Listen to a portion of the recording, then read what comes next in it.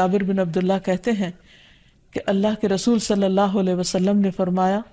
اگر ابن آدم اپنے رزق سے اسی طرح بھاگے جس طرح موت سے بھاگتا ہے تو بھی رزق اسے اسی طرح پالے گا جس طرح اسے موت پا لیتی ہے، یعنی اس کا رزق اس تک پہنچ کر رہے گا۔ اس سلسلے میں ایک بہت اہم بات یاد رکھنے کی ہے کہ انسان رزق کے معاملے میں ہمیشہ اللہ تعالیٰ کی طرف رجوع کرے اور کسی بھی پریشانی کی صورت میں غیر اللہ کی طرف رجوع نہ کرے، یعنی اپنے دکھ، تکلیف، پریشانی، اس کا داستان، اس کی بپتا صرف اللہ تعالیٰ کو سنائے، اسی سے دعائیں مانگے، اور یہ مت سمجھے کہ اللہ تعالیٰ نہیں سنتا تو وہ کسی اور کے در پر جا کر اپنی مشکل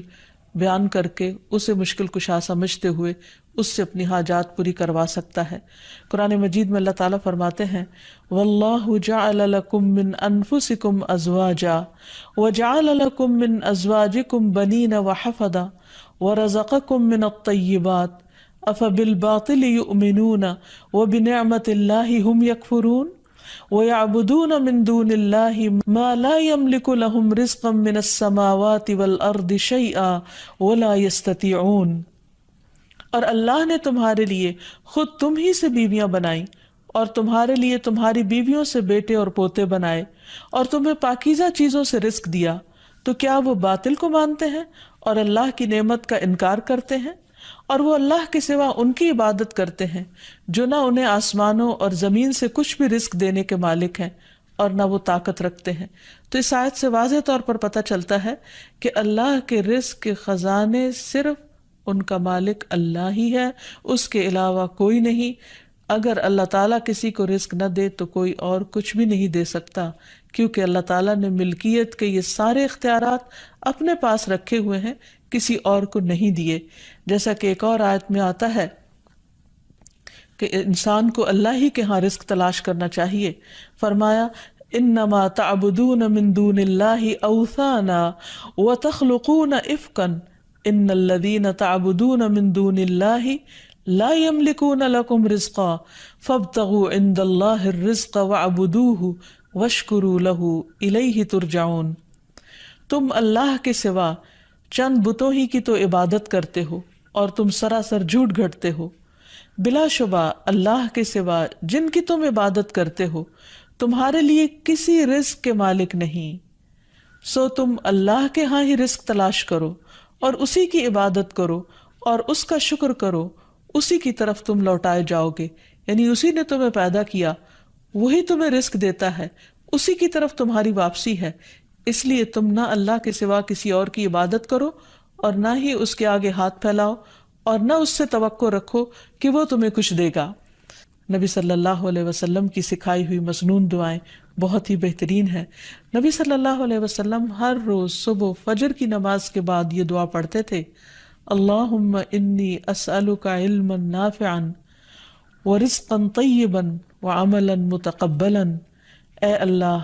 میں تجھ سے علم نافع، طیب رزق یعنی پاکیزہ رزق اور مقبول عمل کا سوال کرتا ہوں، یعنی ایسے عمل کی توفیق دے جو تیرے ہاں قبول ہو جائے، تجھے پسند آ جائے۔ اور اس کے ساتھ ساتھ انسان کو حرام سے بچنے کی دعا کرنی چاہیے۔ اس سلسلے میں آپ صلی اللہ علیہ وسلم نے جو دعا سکھائی وہ ہے اللہم اکفنی بحلالک عن حرامک واغننی بفضلک عمن سواک۔ اے اللہ، اپنے حلال کے ذریعے حرام سے میری کفایت فرما، یعنی مجھے اتنا حلال دے کہ مجھے حرام کی ضرورت ہی نہ رہے، اور اپنی مہربانی سے مجھے اپنے علاوہ ہر ایک سے بے نیاز کر دے،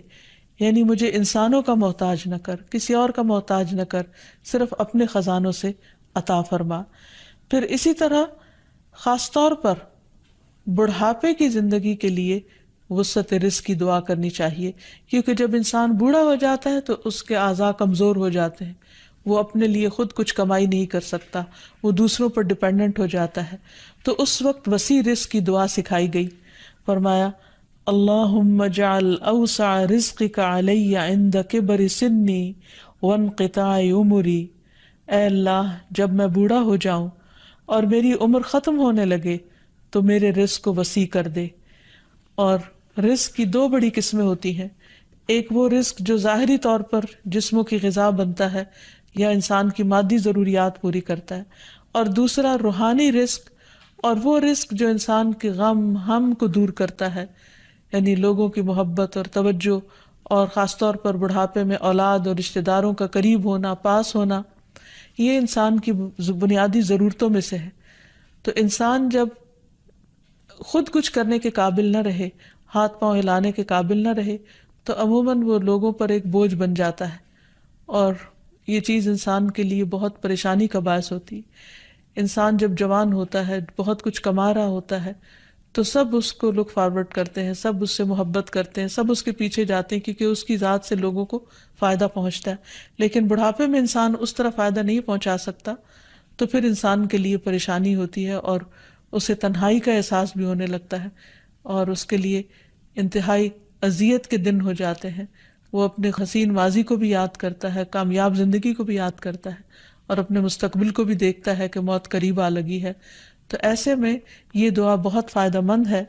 کہ اے اللہ، جب میں بوڑھا ہو جاؤں اور میری عمر ختم ہونے لگے تو میرے رزق کو وسیع کر دے۔ اور جب انسان کے پاس اپنی ضرورت کا ہوتا ہے بڑھاپے میں بھی، تو انسان یکسوئی کے ساتھ اللہ سبحانہ وتعالیٰ کی عبادت اور زیادہ کر سکتا ہے۔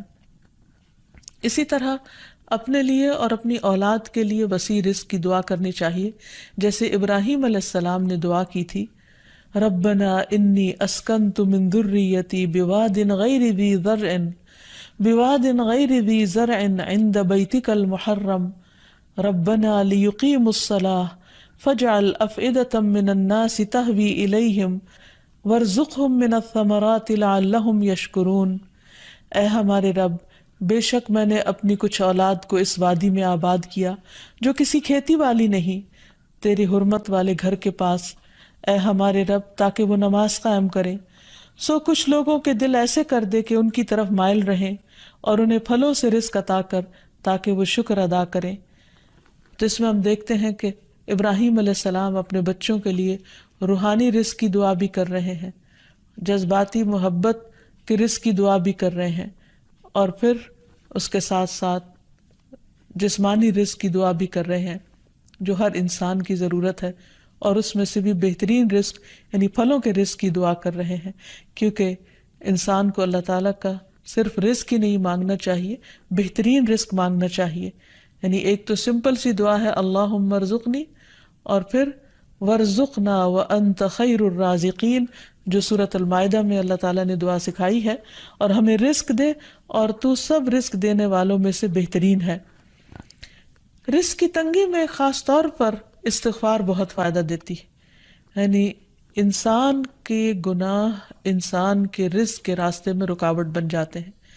اور آخر میں یہ بات یاد رہے کہ انسان کے رزق میں اکثر اس کے اپنے گناہ رکاوٹ بن جاتے ہیں، اس لیے جب انسان ان گناہوں سے توبہ کرتا ہے، استغفار کرتا ہے، تو اللہ تعالیٰ رزق کے دروازے کھول دیتے ہیں، جیسے اللہ تعالیٰ کا وعدہ ہے۔ قرآن مجید میں آتا ہے، نوح علیہ السلام نے اپنی قوم سے کہا، فَقُلْتُ اسْتَغْفِرُوا رَبَّكُمْ إِنَّهُ كَانَ غَفَّارًا يُرْسِلِ السَّمَاءَ عَلَيْكُمْ مِدْرَارًا وَيُمْدِدْكُمْ بِأَمْوَالٍ وَبَنِينَ وَيَجْعَلْ لَكُمْ جَنَّاتٍ وَيَجْعَلْ لَكُمْ أَنْهَارًا۔ اور کہا کہ اپنے رب سے معافی مانگ لو، بلا شبہ وہ بڑا معاف کرنے والا ہے، وہ تم پر آسمان سے خوب بارشیں برسائے گا، اور تمہاری مال اور اولاد سے مدد کرے گا، تمہارے لیے باغ پیدا کرے گا اور نہریں جاری کرے گا۔